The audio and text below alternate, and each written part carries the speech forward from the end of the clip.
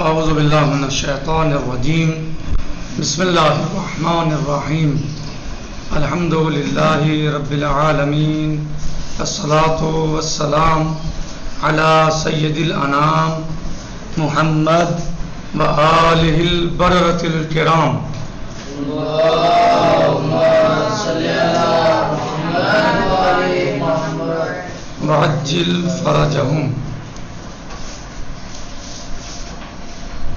کتاب تعلیم احکام میں آج ہمارا درس قرأت کے احکام میں ہوگا، کیونکہ اب تک ہماری گفتگو واجبات نماز میں ہی چل رہی ہے اور اس کو ہم نے پہلے اجمالی طور پر اور بعد میں تفصیلی طور پر بیان کرنا شروع کیا ہے۔ تو اب آج قرأت کی نوبت اور باری ہے کہ قرأت کے احکام۔ نمبر 1، تیسری اور چوتھی رکعت کی قرأت آہستہ آہستہ ہوتی ہے۔ تیسری اور چوتھی رکعت کی قرأت آہستہ آہستہ ہوتی ہے، لیکن پہلی اور دوسری رکعت کے حمد و سورے کی تفصیل یہ ہے کہ پہلی اور دوسری رکعت میں الحمد اور دوسرا سورہ پڑھتے ہیں، اس کی تفصیل یہ ہے۔ تیسری اور چوتھی رکعت میں جو قرأت ہوتی ہے وہ آہستہ ہی ہوتی ہے، چاہے آپ سورہ الحمد المبارکہ پڑھیں یا تسبیحات اربع پڑھیں، وہ سب آہستہ ہی پڑھے جائیں گے۔ کہہ رہے ہیں کہ اوپر یہ نقشہ نظر آ رہا ہے آپ سب کو؟ صحیح۔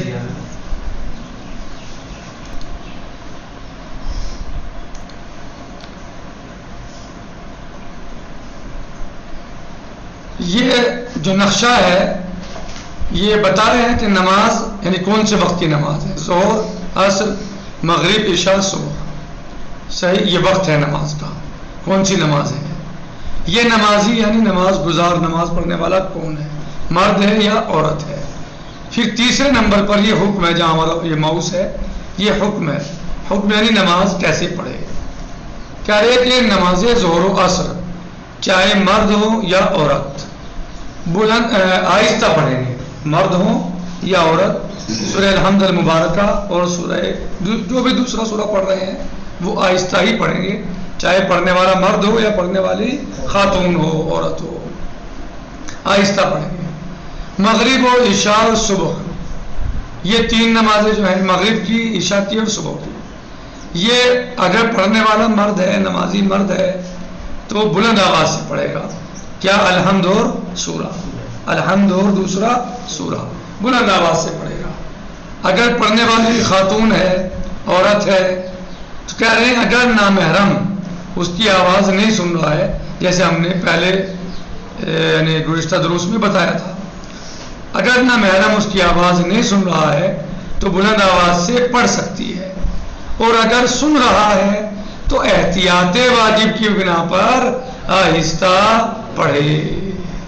اگر نامحرم اس کی آواز سن رہا ہے تو آہستہ پڑھے احتیاط واجب کی بنا پر، اور اگر کوئی نامحرم نہیں ہے تو پھر آواز سے پڑھنے میں کوئی مشکل نہیں ہے، مردوں کی طرح یعنی وہ بھی جہر کے ساتھ پڑھ سکتی ہیں۔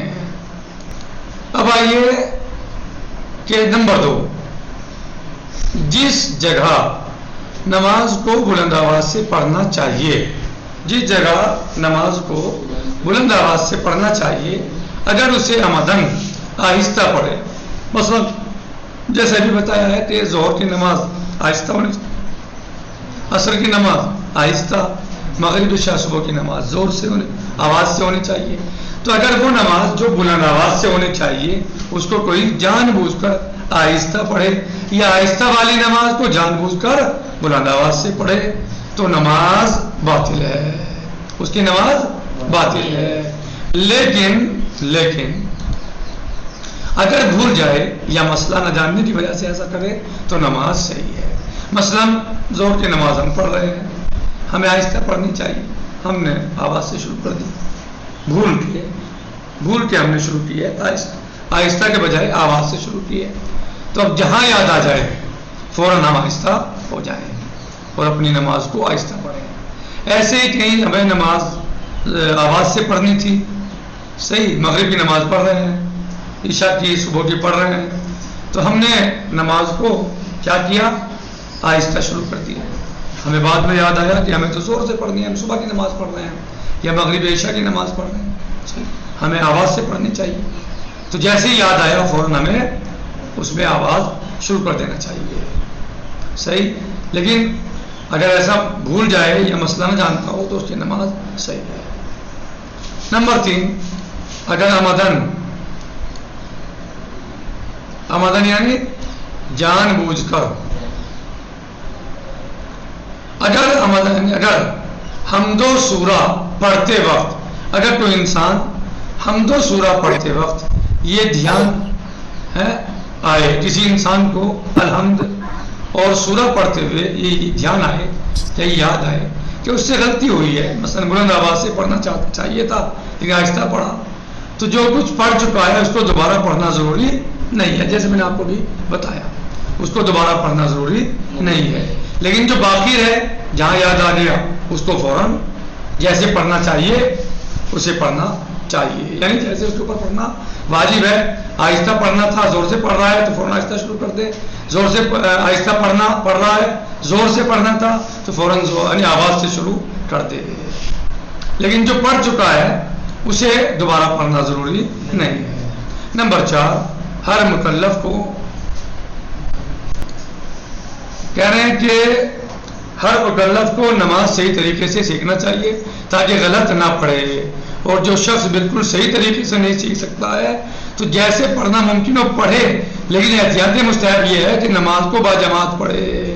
یعنی پہلے تو اسے سیکھنا چاہیے، لیکن اگر نہیں سیکھ پا رہا ہے ابھی تو اسے جماعت سے پڑھنی چاہیے، صحیح، تاکہ اکثر ذمہ داری قرات وغیرہ کی پیش نماز پر ہوتی ہے. لیکن سیکھنا واجب ہے نماز کا. جو نماز ہے نا، ہر مکلف کو نماز صحیح طریقے سے سیکھنا چاہیے تاکہ غلط نہ پڑھے. اور جو شخص بالکل صحیح طریقے سے نہیں سیکھ سکتا ہے تو جیسے پڑھنا ممکن ہو پڑھے، لیکن احتیاطی مستحب یہ ہے کہ نماز کو باجماعت پڑھے. نمبر 5، اگر انسان کسی کلمے کو صحیح سمجھتے ہوئے مثلا تشہد میں ابدہو سمجھ کر پڑھے، اگر انسان نمازی کسی کلمے کو صحیح سمجھتے ہوئے مثلا تشہد میں ابدہو ہے تو ابدہو پڑھے، ابدہو سمجھ کر پڑھے، لیکن نماز کے بعد متوجہ ہو کہ اس نے غلط پڑھا تھا تو نماز کو دوبارہ پڑھنا ضروری نہیں ہے. نماز کو دوبارہ پڑھنا ضروری نہیں ہے. اس وقت اس نے صحیح سمجھتے ہوئے ایسے پڑھ دیا، صحیح. بعد میں اسے یاد آیا، متوجہ ہوا کہ نہیں یہ تو عبدہ ہے، کیا ہے؟ وَأَشْهَدُ أَنَّ مُحَمَّدًا عَبْدُهُ وَرَسُولُهُ وَأَشْهَدُ أَنَّ مُحَمَّدًا عَبْدُهُ وَرَسُولُهُ. صحیح. نمبر 6، چند موقعوں پر پہلی اور دوسری رکعت میں صرف سورہ حمد پر ہی اکتفا کیا جائے گا. چند موقعوں پر، یعنی عام طور سے کیا ہے، پہلی اور دوسری رکعت میں الحمد اور دوسرا سورہ، لیکن بعض موقع بعض جگہیں ایسی ہیں جہاں الحمد، صحیح، جہاں صرف الحمد پر اکتفا کیا جائے گا، سورہ کی ضرورت نہیں ہے، نہیں بھی پڑھیں گے تو کافی ہے. وہ کہاں ہے؟ الف یعنی نمبر 1، نماز کا وقت تنگ ہو. اگر آپ نماز کو پہلی اور دوسری رکعت میں الحمد کے ساتھ سورہ بھی پڑھیں گے تو نماز کا وقت نکل جائے گا. تب آپ کو کیا چاہیے کہ جلدی جلدی آپ وضو کیجئے اور فوراً جو ہے وضو کے بعد صرف الحمد پڑھیے، نماز شروع کیجئے اور نماز میں صرف الحمد پڑھیے، صرف الحمد پڑھیے، سورہ چھوڑ دیجئے، رکوع میں جائیے، سجدے کیجئے، پھر کھڑے ہو جائے، مثلا اس طرح جائے. مجبور ہو، یعنی مثلا اگر سورہ پڑھے گا تو اسے چور، ڈاکو، درندے یا کوئی اور چیز نقصان پہنچا سکتی ہے. اگر وہ الحمد پڑھ کے صرف جلدی جلدی نماز تمام کر کے چلا جائے گا یہاں سے مثلا تو محفوظ ہو جائے گا. لیکن اگر وہ الحمد کے ساتھ سورہ بھی پڑھتا ہے تو چور یا ڈاکو بدماش یا درندے اس کو نقصان پہنچا دیں گے. تو اب کیا چاہیے کہ الحمد پڑھے اور نماز کو یعنی الحمد کے ساتھ ہی بس پڑھے اور تمام کرے جلدی جلدی. نمبر 7 بات سمجھ میں آ رہی ہے سب کی؟ جی. نمبر 7 وقت اگر تنگ ہو تو تسبیحات اربع کو ایک مرتبہ پڑھ لے. تسبیحات اربع کون سے ہیں؟ سبحان اللہ الحمدللہ ولا الہ الا اللہ واللہ اکبر. ایک دفعہ کافی ہے.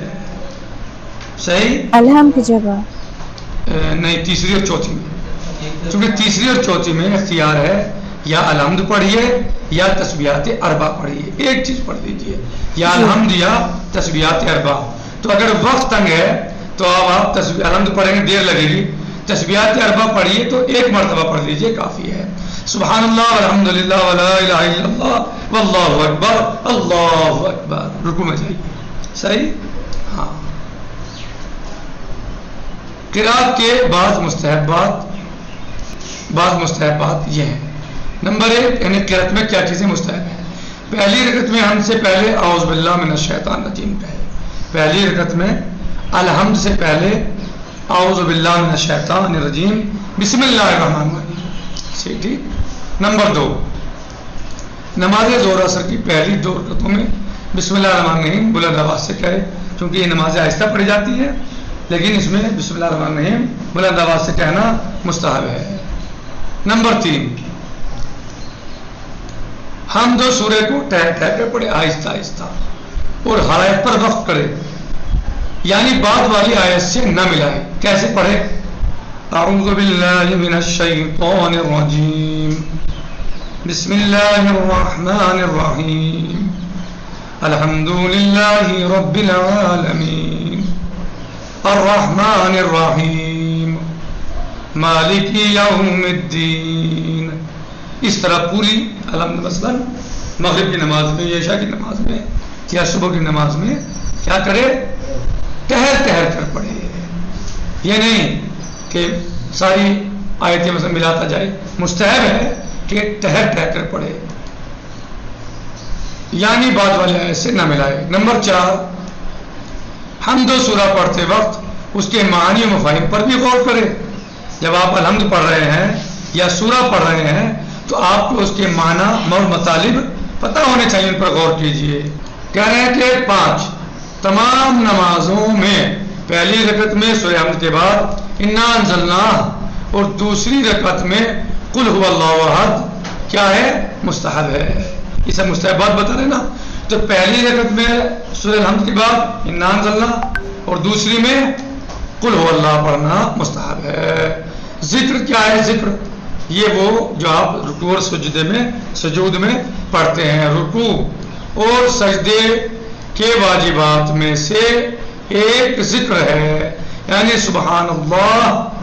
جی یعنی سبحان اللہ یا سبحان ربی الاعلی و بحمدہ یا سبحان ربی العظیم و بحمدہ یا اللہ اکبر وغیرہ کہنا، جس کی تفصیل آئندہ بیان کی جائے گی.